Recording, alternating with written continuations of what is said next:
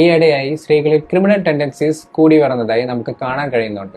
അതിന് എന്തൊക്കെയായിരിക്കും കാരണങ്ങൾ? ഹായ്, എൻ്റെ പേര് Mithun Ramesh, consultant psychologist.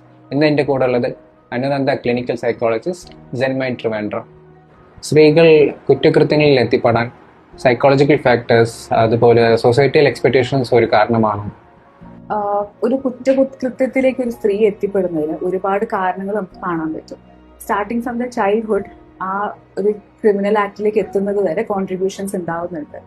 Firstly നോക്കുമ്പോൾ ചൈൽഡ്ഹുഡിലേക്ക് നോക്കുകയാണെങ്കിൽ കുട്ടിക്ക് ഒരുപാട് ട്രോമകൾ ഉള്ളൊരു കുട്ടിയാണ്, അല്ലെങ്കിൽ കുറെ നെഗ്ലക്റ്റുകൾ സഹിച്ചിട്ടുള്ള ഒരു കുട്ടിയാണ്, അല്ലെങ്കിൽ കുറെ അബ്യൂസുകളിലൂടെ കടന്നു പോയിട്ടുള്ള ഒരു കുട്ടിയാണെങ്കിൽ അത് വളർന്നു വരുമ്പോൾ ക്രിമിനൽ ആക്ടിലേക്കും പോകാനുള്ള ഒരു ചാൻസ് കാണുന്നുണ്ട്.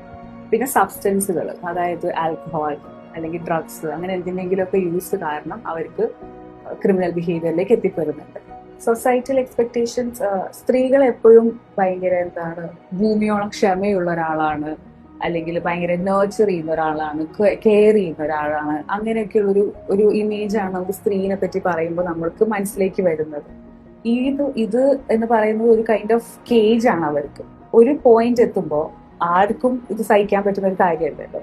ഇതിനോടുള്ള റിയാക്ഷൻ ആയിട്ടാണ് ചിലർക്ക് ക്രിമിനൽ ബിഹേവിയേഴ്സ് വരുന്നത്.